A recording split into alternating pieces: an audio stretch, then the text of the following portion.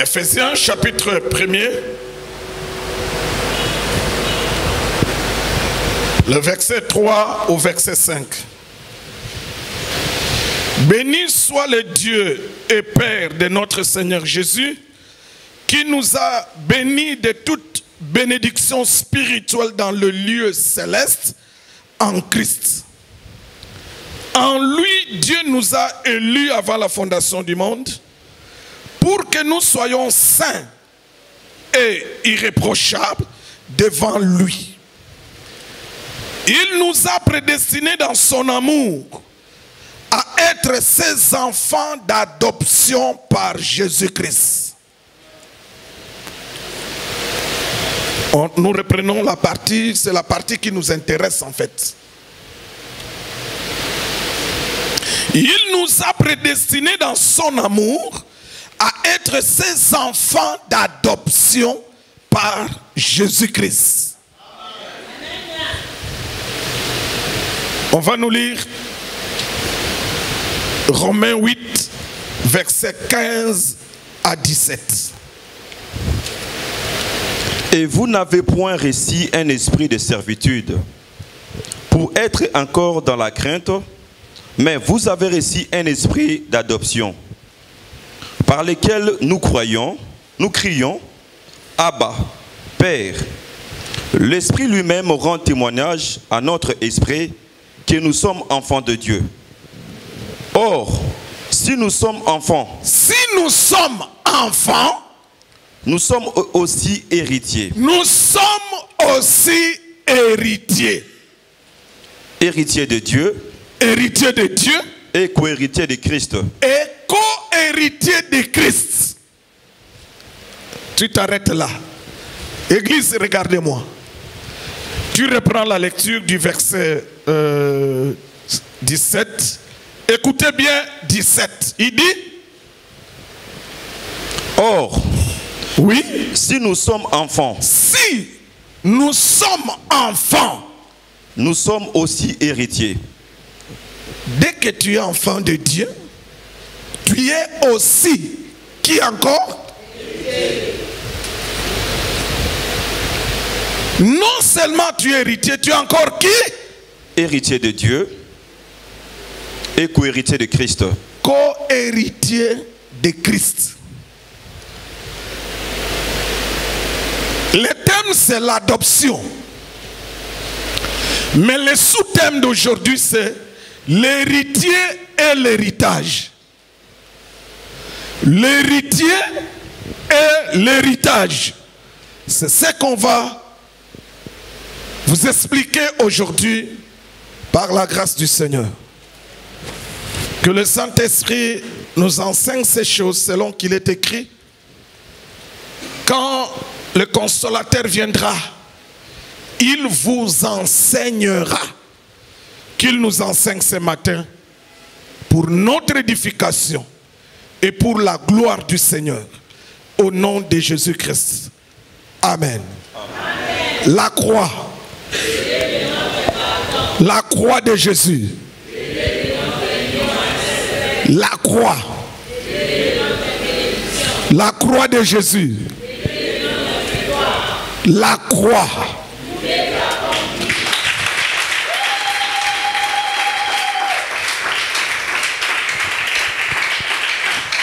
Que la paix du Seigneur soit avec vous.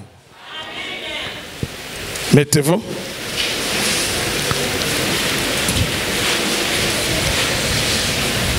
Le dimanche passé, nous avions parlé sur l'adoption. Dans la première partie, je crois que si ma mémoire est encore bonne, on vous avait dit ceci, qu'il y a deux sortes d'adoption.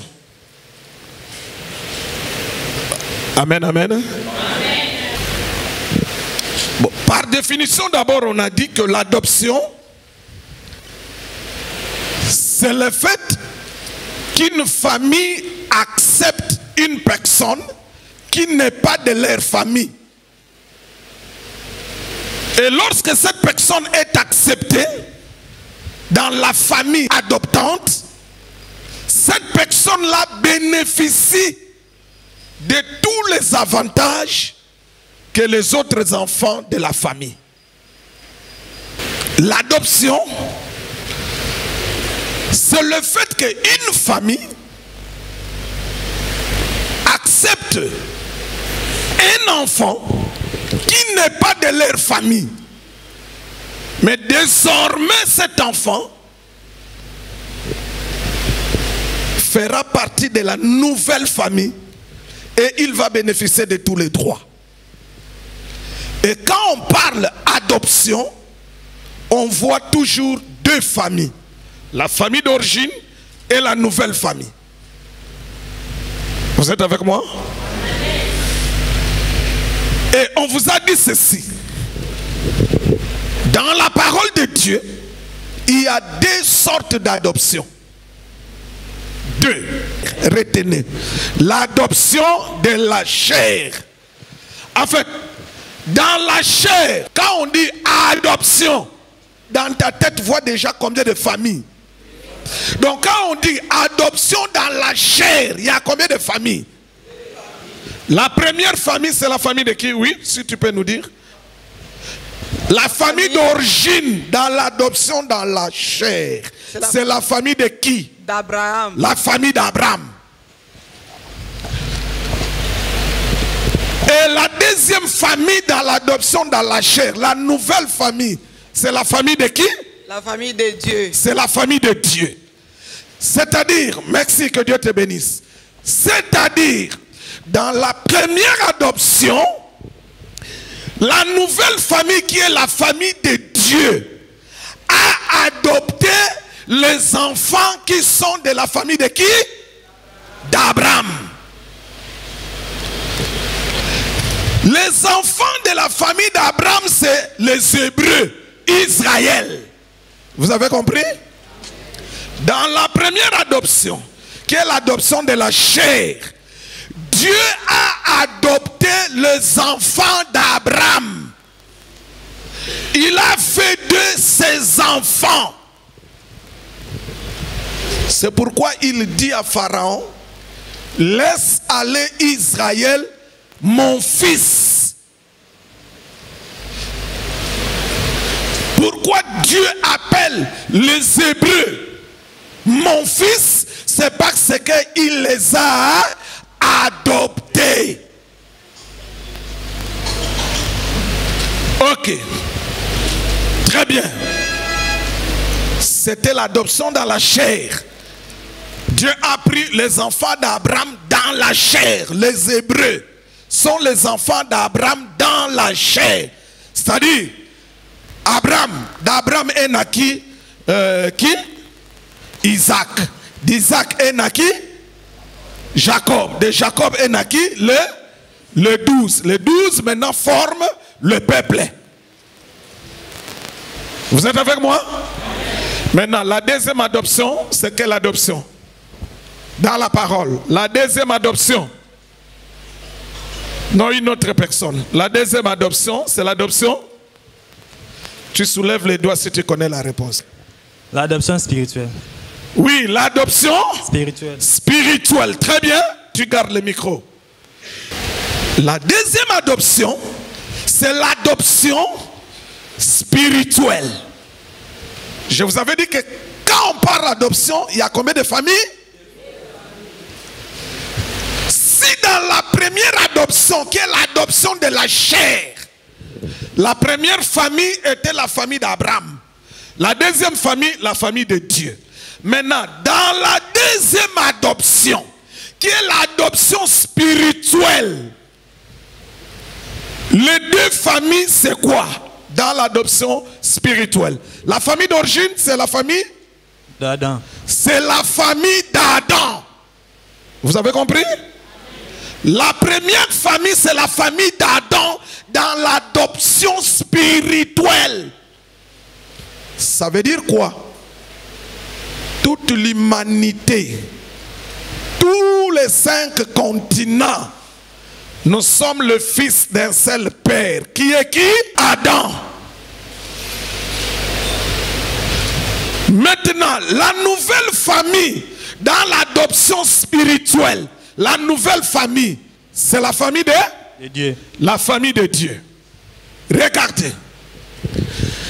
Dans l'adoption charnelle de la chair, l'adoption, la première adoption qui est l'adoption de la chair, Dieu, qui est la nouvelle famille, il est venu adopter les enfants d'Abraham.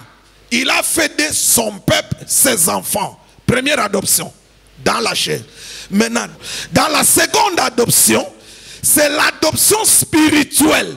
Dans l'adoption spirituelle, toujours Dieu, dans sa famille, il est venu vers Adam, dans la famille d'Adam, pour adopter le fils d'Adam. Vous êtes avec moi? Vous êtes avec moi? Maintenant, la condition, écoutez très bien, écoutez très bien. Aujourd'hui, juridiquement, s'il y a adoption, regardez la différence maintenant dans l'adoption juridique et dans l'adoption spirituelle. Vous êtes avec moi? Je vous donne la différence entre l'adoption juridique, donc l'adoption de l'État dans un pays, et l'adoption spirituelle qui est l'adoption de Dieu. Voici la différence. Dans l'adoption juridique dans un pays, il faut que le parent de l'enfant qui est adopté, qu'il lui donne quoi? Leur accord. Vous avez compris? Dans l'adoption juridique, les responsables de l'enfant qu'on doit adopter, ces responsables, son tuteur ou ses tuteurs ou ses parents doivent donner leur accord. Si les parents disent oui, la nouvelle famille peut adopter notre enfant, l'enfant peut partir. Vous êtes avec moi? Mais dans l'adoption spirituelle,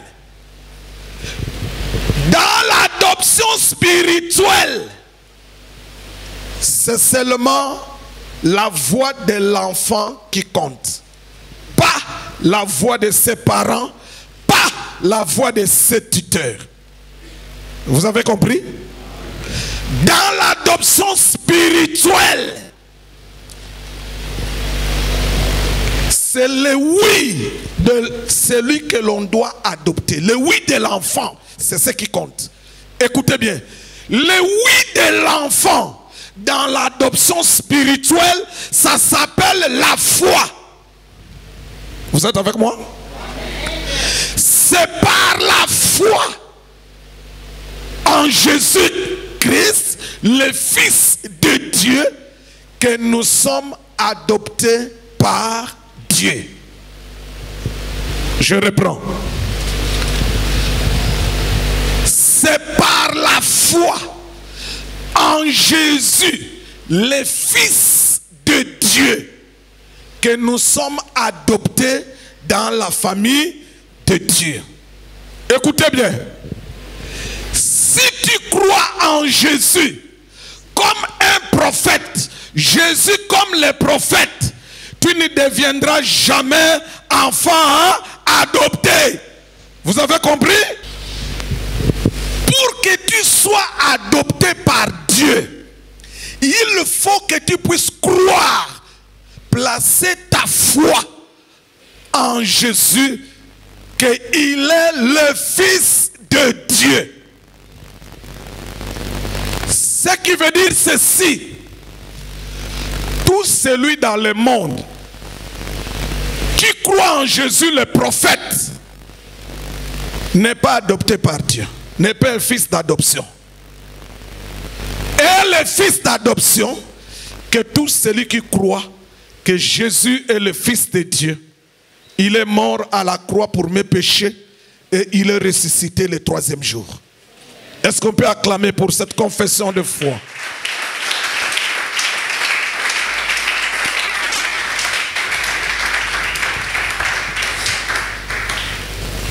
J'insiste sur ce point.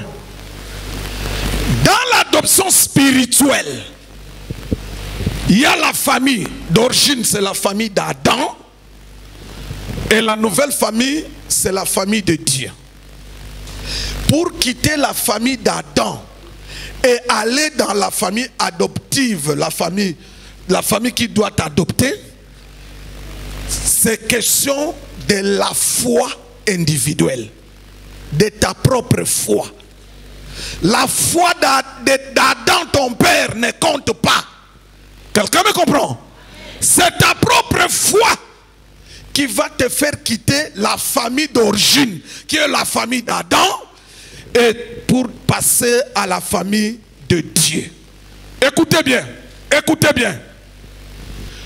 Tout le monde dans la famille d'Abraham, dans la famille d'origine, qui est la famille d'Abraham, dans la première adoption, tout le monde est hébreu. Vous avez compris? Maintenant, dans l'adoption spirituelle, la famille d'origine, c'est la famille de qui? Maintenant, écoutez bien.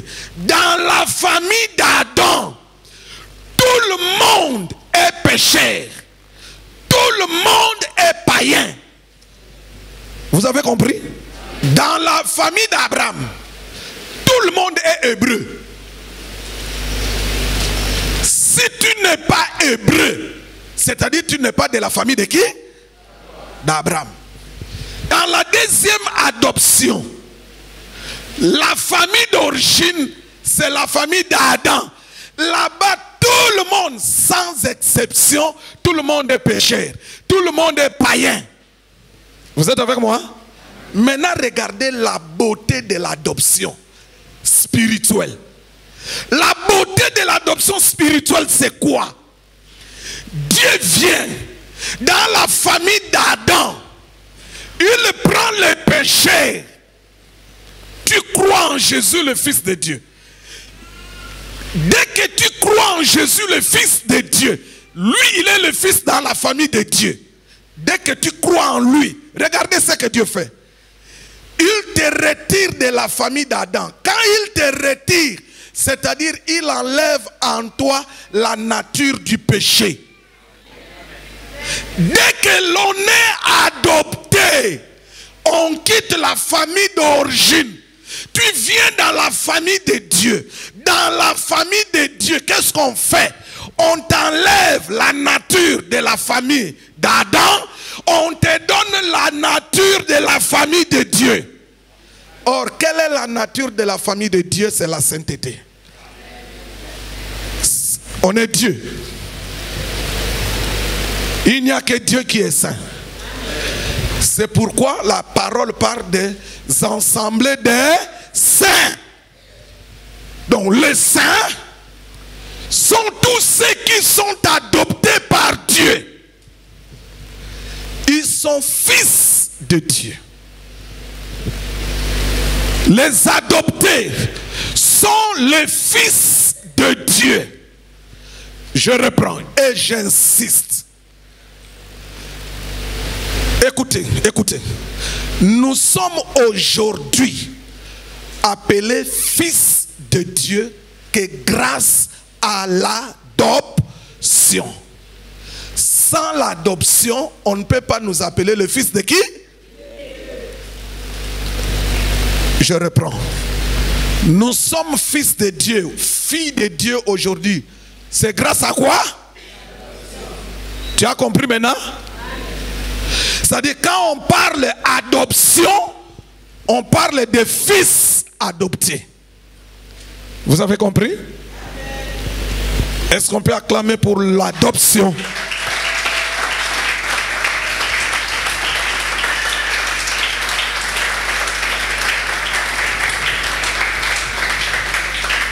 C'est pourquoi l'apôtre Paul dit ceci, qu'il nous a prédestinés à être ses enfants d'adoption. C'est l'adoption qui fait de nous les enfants de Dieu. Sans adoption, pas d'enfants de Dieu. Alors, je vous avais donné la raison.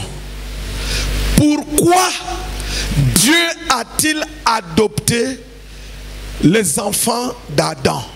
Pourquoi? Qu'est-ce que Dieu gagne en adoptant les enfants d'Adam. Qu'est-ce que Dieu gagne? Parce que vous devez savoir que dans l'adoption, il y a l'adopté, l'enfant adopté qui gagne. Il y a aussi la famille adoptante qui fait quoi aussi? Qui gagne. Chacun gagne. Vous avez compris? Écoutez, aujourd'hui je vais vous dire quelque chose. Dieu ne fait rien sans intérêt. Je reprends. Dieu, quand il fait quelque chose, tout ce que Dieu fait pour les hommes, Dieu doit gagner quelque chose. Si Dieu ne gagne rien, il ne fait rien. Vous avez compris? Jésus est mort à la croix parce que Dieu savait qu'il va faire quoi? Il va faire quoi? Il va gagner. Lorsque Dieu vient adopter dans la famille d'Adam, c'est que Dieu sait qu'il va faire quoi? Il va gagner. Qu'est-ce que Dieu a gagné dans l'adoption des fils d'Adam? Et qu'est-ce que les fils adoptés vont gagner? Vous êtes avec moi? On peut continuer? Si tu as une question, tu me poses. Tu soulèves ton doigt, tu me poses. Mes frères et sœurs, lorsque Dieu vient nous adopter dans la famille d'Adam, il enlève en nous l'identité de la famille d'Adam. Il nous donne l'identité de la famille de Dieu. Lorsqu'on croit, cela se fait par la foi au Fils de Dieu. C'est pourquoi je vous ai posé la question, Église. Au commencement, dans la famille de Dieu, il y avait combien d'enfants? Dans la famille de Dieu. Oui, on peut donner le micro à Frère Kataï. Un seul enfant. Un seul enfant. Dans l'adoption spirituelle, la famille de Dieu, qui est la nouvelle famille, avait des enfants au commencement. Combien d'enfants? Les frères ont répondu, un enfant. C'est vrai, bonne réponse.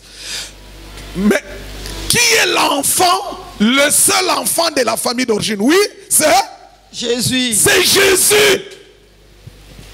Jésus est le seul enfant, l'unique de la famille de Dieu.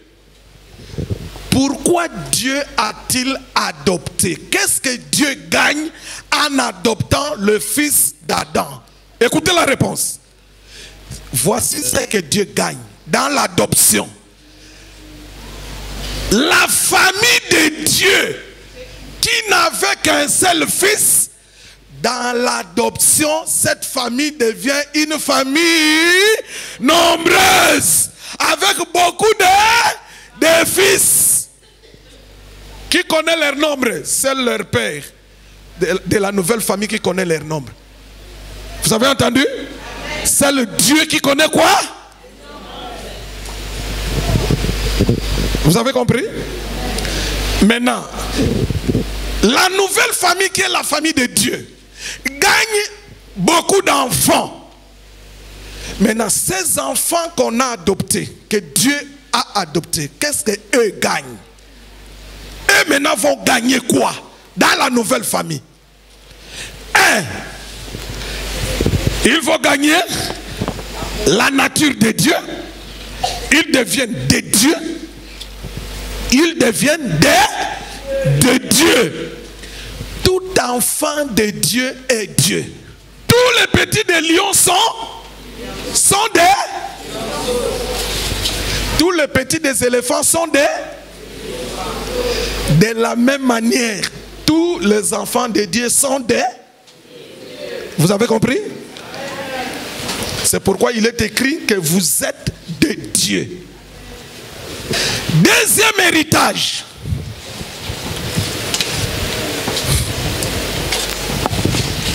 Vous devenez les héritiers. Après avoir devenu de Dieu, vous devenez qui? des héritiers.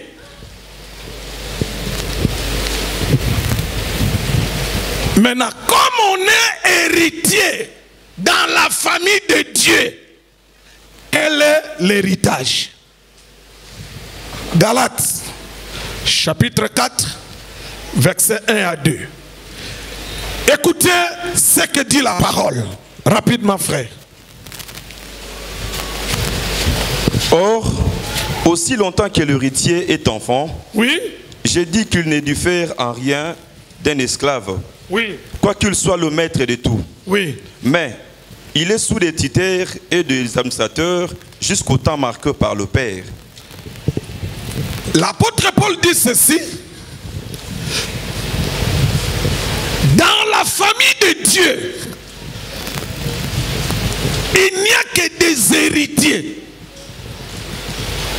Dès que tu deviens enfant de Dieu, tu deviens aussi héritier de Dieu. Maintenant, comme tu es héritier, tu dois connaître ton héritage. Quelqu'un veut le connaître? Est-ce que tu es enfant de Dieu? Tu es héritier de Dieu? Maintenant, écoute ce qu'est ton héritage. Voici l'héritage que Dieu donne à ses enfants.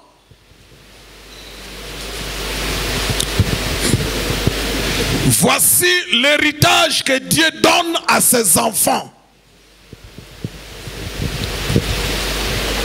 À ses enfants adoptés.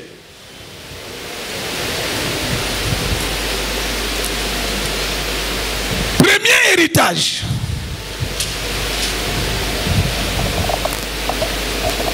C'est la vie éternelle. C'est le premier héritage. Luc 18, verset 18. On va nous lire. Un chef interrogea Jésus Écoutez, et dit, un chef interroge Jésus, il dit, bon maître, bon maître, que dois-je faire pour hériter la vie éternelle? que dois-je faire pour hériter la vie? C'est que la vie éternelle, c'est un... La vie éternelle, c'est l'héritage que Dieu donne. C'est le premier, j'insiste. J'insiste. La vie éternelle, c'est le premier héritage des héritiers de Dieu. La vie éternelle, c'est le premier héritage des héritiers de Dieu. Vous êtes avec moi? La vie éternelle, comme notre héritage, nous les héritiers de Dieu, nous les adoptés de Dieu. La vie éternelle a deux étapes. La vie éternelle a deux étapes. Dieu te donne l'héritage de la vie éternelle. Mais il y a deux étapes dans cette vie éternelle. Il y a la vie éternelle du... Il y a aussi la vie éternelle du... Maintenant, nous vous expliquons la vie éternelle du présent. Ok? Frère, tu nous lis 1 Jean 5, 13. Je vous ai écrit ces choses. Je vous ai écrit ces choses. Afin que vous sachiez Oui, oui. que vous avez la vie éternelle. Que vous avez la vie éternelle. Vous avez compris? Ça, c'est le présent. C'est la vie éternelle dans la première étape. C'est dans le présent. Dès que tu crois en Jésus, Dieu te donne comme héritage la vie éternelle. Il dépose ça en toi. Pow! Maintenant, c'est quoi cette vie éternelle au présent? C'est quoi en réalité? La vie éternelle au présent, c'est Jésus le Fils de Dieu en moi. Amen. La vie éternelle au présent, c'est Jésus, Jésus-Christ en moi. Jésus en moi. En. Yesu kati na ngai. Parce que la vie éternelle, c'est Jésus. Il a dit, je suis le chemin, la vérité et dès que tu crois en Jésus, Jésus, la vie éternelle, il vient habiter en toi, dans ton corps mortel. Est-ce qu'on peut acclamer pour ce miracle?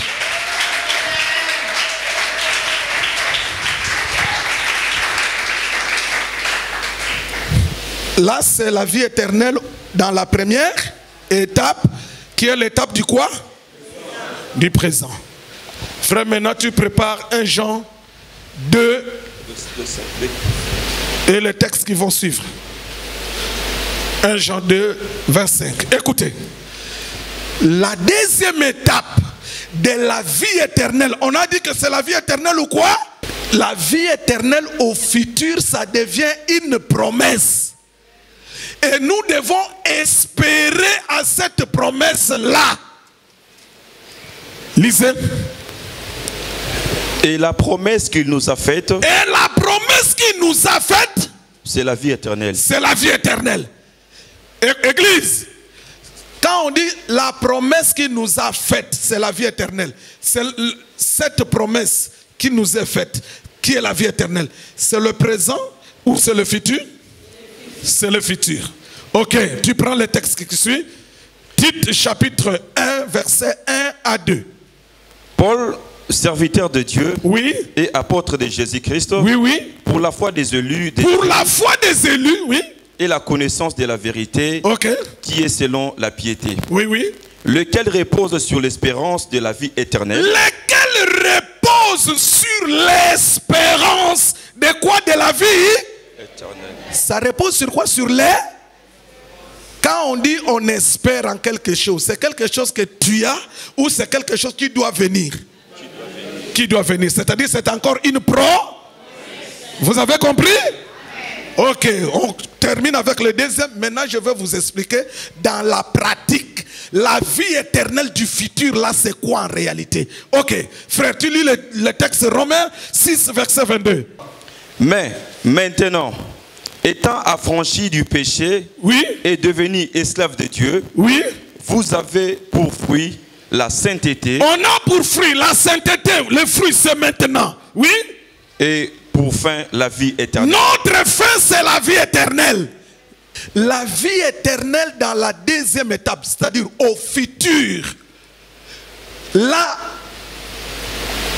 tous les chrétiens vont l'obtenir tous en un seul jour. Je reprends. Je reprends. Écoutez, écoutez. La vie éternelle, dans la première étape, chacun reçoit cette vie à son jour. Chacun a son jour, chacun a son heure. Vous êtes avec moi? Maintenant, la vie éternelle dans la deuxième étape, qui est le futur. Là, tous les chrétiens du monde entier vont recevoir cette vie éternelle du futur en un seul jour. Tous en un seul jour.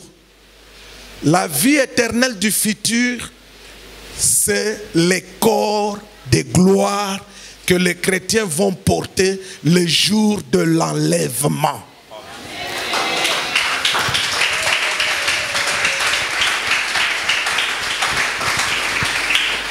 Pourquoi le corps de gloire, le jour de l'enlèvement, est appelé la vie éternelle? Suivez-moi, je réponds. La vie éternelle, dans la deuxième étape, c'est la vie éternelle au futur. La vie éternelle au futur, ça s'appelle les corps de gloire. Les corps de gloire, c'est les corps que les chrétiens vont porter le jour de quoi? De l'enlèvement. Les corps de gloire, on appelle ça les corps glorieux, ou encore les corps célestes, ou encore les corps immortels. C'est-à-dire, dès le jour de l'enlèvement, quand tu vas porter les corps de gloire, dès ce jour-là, jusqu'à l'éternité, éternité, éternité, tu vivras. Voilà pourquoi c'est une vie. à partir de ces corps. Donc dès que tu as ces corps de gloire, c'est pour vivre éternellement. Vous avez compris?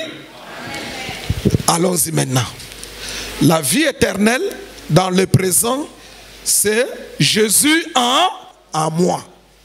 Première étape. Deuxième étape, la vie éternelle, c'est pour le futur. Ça s'appelle le corps de quoi? On va les porter tous. Quel jour? C'est-à-dire, dès que tu portes le corps de gloire, c'est-à-dire tu deviens immortel. Tu vas vivre éternel. Vous avez compris? Là, nous sommes dans le premier héritage qui s'appelle la vie éternelle. Très bien. Deuxième héritage. Deuxième héritage. Quand on est en Jésus, on devient fils de Dieu. Quand on devient héritier de Dieu, voici ton deuxième héritage. Deuxième héritage pour les héritiers en Dieu. Frère, tu nous prépares 1 Pierre 5, 10. 1 Pierre 5, 10, tu nous prépares cela. Suivez. Tu as une question? Oui, tu lui donnes le micro. Frère, tu viens, tu donnes le micro, il y a un bien-aimé qui a une question. Approche. Apôtre, pour la vie éternelle à son deuxième étape, comme Oui. vous avez dit, tous les chrétiens en recevront les mêmes jours. Oui. Et les chrétiens vivants et les chrétiens qui sont morts, Bon. tous vont recevoir la vie Bon, je en un seul jour. Oui. pose la question. Oui. Ces corps de gloire, il n'y a que les chrétiens enlevés qui vont les recevoir. Très bien. La question est celle-ci.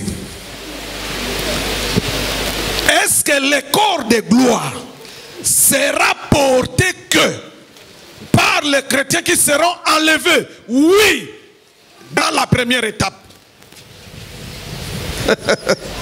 Les étapes, frère. Les étapes. Frère, le corps de gloire sera porté dans la première étape aussi que par les chrétiens qui seront enlevés. Maintenant, dans la deuxième étape, le corps de gloire sera porté par les chrétiens qui seront ressuscités pour entrer aussi au millénium avec ceux qui seront enlevés. Et aussi, donc tout ce que la bête va tuer pendant la grande tribulation, qui vont refuser la fausse adoration. La bête va les tuer. Maintenant, au retour glorieux, pour entrer au millénium, ces chrétiens-là qui sont morts pendant la grande tribulation, eux aussi vont ressusciter. Quand ils vont ressusciter, ils vont porter le corps de gloire pour régner avec Jésus. Vous avez compris? Donc, dans tout, il y a toujours première étape et puis deuxième étape. Maintenant, nous sommes dans l'héritage. L'héritage, premier héritage, c'est la vie éternelle. Maintenant, deuxième héritage. On nous lit 1 Jean 2, 25. Écoutez. Le Dieu de toute grâce, Oui. qui vous a appelé en Jésus-Christ Le Dieu de toute grâce qui vous a appelé en Jésus, qu'est-ce qu'il fait? Oui, oui, oui. Et à sa gloire éternelle. à sa gloire, quoi? Éternelle. Église, répondez. Il nous a appelé à sa gloire, quoi? Tu prends Tite 1 à 2, et puis tu vas prendre le texte qui va suivre. Paul, serviteur de Dieu Oui. et apôtre de Jésus-Christ, Oui. pour la foi des élus de Oui. Dieu et la connaissance de la vérité, Oui. qui est selon la piété, Oui. lequel repose sur l'espérance de la vie éternelle, Oui. promise de le plus ancien temps, Oui. par le Dieu qui ne ment point. Ok. 2 Timon, chapitre 2, verset 10. Écoutez. Oui, frère, tu nous lis le texte. Suivez. C'est pourquoi C'est pourquoi. je supporte tout à cause des élus, Oui, oui. afin que Afin que. aussi obtiennent Oui. le salut qui est en Jésus-Christ Qu'ils obtiennent le salut qui est en Jésus. Oui. avec la gloire éternelle. Avec la gloire éternelle. Le deuxième héritage Suivez Église. C'est la gloire éternelle.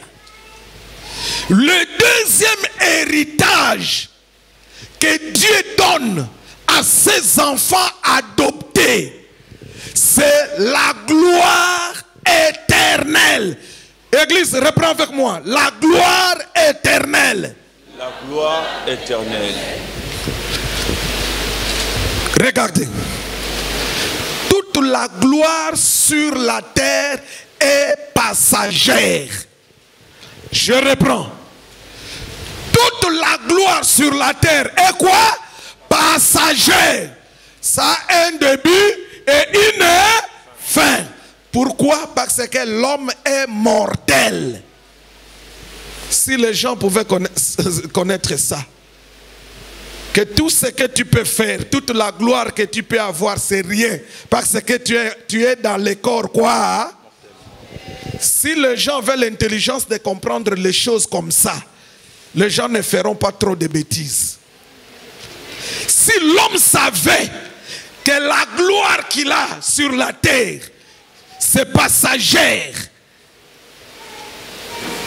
beaucoup de maris ne tourmenteraient pas leurs femmes. Beaucoup de femmes ne tourmenteraient pas leurs maris. Seuls les insensés ne comprennent rien. Tout est passager sur cette terre. Tout est passager. Tous les ministres qui sont là, leur gloire est passagère. Tous les députés qui sont là, vous faites sortir votre argent n'importe pour devenir député. Sachez que c'est une gloire passagère.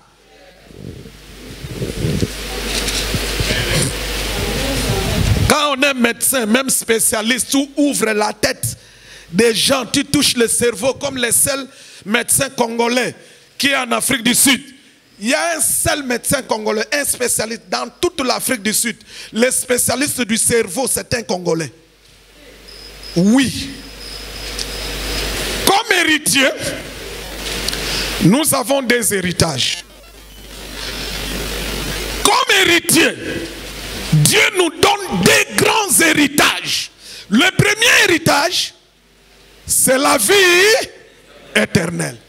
Et cette vie éternelle a combien d'étapes? Il y a la vie éternelle il y a la vie éternelle la vie éternelle au présent, c'est Jésus. Donc dès que tu crois en Jésus, il vient habiter en toi, il est la vie éternelle. Tu es la vie éternelle. Il y a en toi la vie éternelle. Ok? Maintenant, la vie éternelle dans la deuxième étape, qui est le futur, c'est quoi? C'est le corps. C'est le corps. C'est le corps. Le corps de gloire. On appelle ça corps de gloire. Ou bien quel corps? Corps. Corps céleste ou bien corps immortel. Et le corps immortel, si tu le portes, tu vas vivre éternel. Et tous les chrétiens le porteront en un seul jour. Le jour de... Ok. Le deuxième héritage, c'est quoi? C'est la gloire. La gloire éternelle. Merci, on termine par là. La gloire éternelle, c'est quoi? Regardez. Je dis que toute gloire sur cette terre est passagère. Il n'y a qu'une seule gloire qui est éternelle, c'est la gloire en Jésus-Christ. Dans la famille de Dieu. Regardez. La gloire éternelle a 4 parties. Ou bien à 4 étapes. La gloire éternelle a 4 étapes. Première étape, le jour de l'an, en portant le corps de quoi? Très bien. Deuxième étape de la gloire éternelle, c'est dans la fête des noces, dans la salle de fête, dans le ciel. Ça sera le moment de gloire, parce qu'on sera avec Jésus face à... Jean dit que nous le verrons comme il est. Troisième étape de la gloire éternelle, c'est quand nous viendrons régner au millénaire. Même si moi je ne suis pas gouverneur de la ville de Kinshasa aujourd'hui, pendant le temps ici, mais sachez-le que pendant le millénium, je vais diriger des villes. Oui, c'est écrit dans Luc. Jésus dit que le maître a donné à ce serviteur-là 5 talents, à l'autre 2 et à l'autre 1 talent. Celui qui en a reçu 5 est venu présenter 10. Et le maître a dit, bon serviteur, tu régneras sur 10 villes. Donc c'est pendant le millénium qu'on va régner. Donc, 3e étape de la gloire éternelle, c'est pendant le millénaire. Parce qu'on va régner avec qui? Avec Jésus. Vous avez compris? Et la dernière étape, qui est la 4e étape de la gloire éternelle, c'est l'éternité. C'est l'éternité.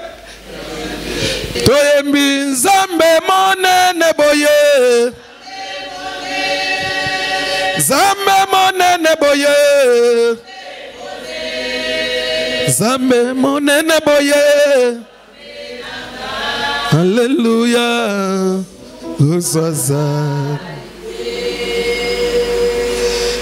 Zambe bolingo. Zambe bolingo. Zambe nanga. Mosu swaza alite. Zambe bolingo boye. Bolingo. Hallelujah. Hakuna. Hakuna. Hakuna. Kama wewe Mungu wa. Hakuna kama wewe.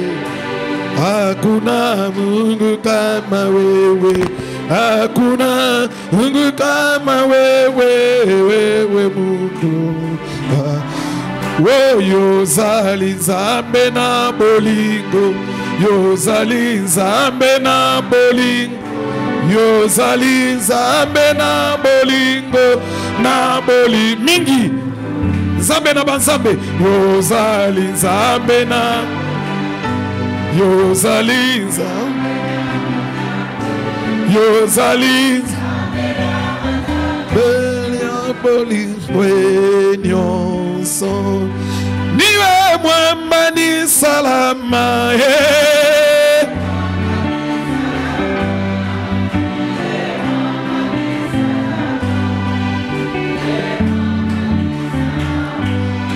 Nzambe yo nzambe malamu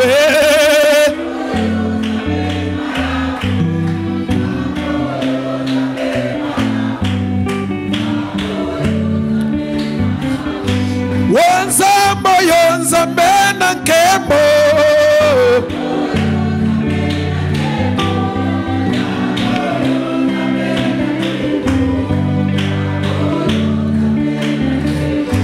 Oyo za papa ngai mwana. Mwana ya adoption. Mwana ya adoption. Yoka. Église à sœur, écoutez très bien la parole que le Seigneur vient de me donner maintenant pour vous. Écoutez très bien. Avant de sortir, écoute la parole que le Seigneur vient de me donner pendant que l'on chante dans mon esprit. Pour toi et pour celui qui va me suivre.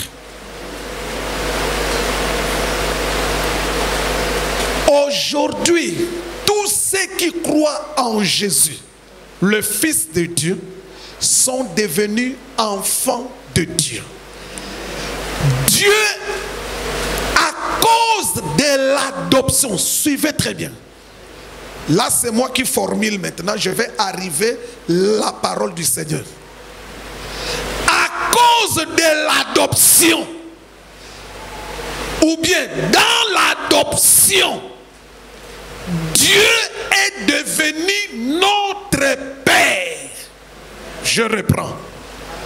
À cause de l'adoption, dans l'adoption, nous n'allons plus l'appeler Dieu, mais nous allons l'appeler notre Père, ou bien mon Père. Retenez la première parole pour vous. Ce que le Seigneur vient de me dire. Considère Dieu comme ton Père à cause de l'adoption. Première parole. Deuxième parole, le Seigneur me dit ceci, de vous dire ceci. Souvenez-vous de la parole qui dit ceci. Le Seigneur dit, vous devez toujours vous souvenir de cette parole qui dit, qui est parmi vous? Aïe, aïe, aïe. Qui parmi vous peut donner une pierre en son enfant qui lui demande un pain? Qui parmi vous peut donner à son fils le serpent s'il lui demande quoi? Un poisson. Ah, sœur, votre Père dit ceci. Si méchant que vous êtes, comme père, comme parent, comme responsable, vous savez donner de bonnes choses à vos enfants. Il dit, combien à plus forte raison, moi qui est votre Père céleste. Et à la fin, il me dit de vous dire, ne vous inquiétez de rien. Comme Père, il sait faire ce qu'un Père doit faire. Faites-lui confiance, il est votre Père. Faites-lui confiance à sœur. Faites-lui confiance.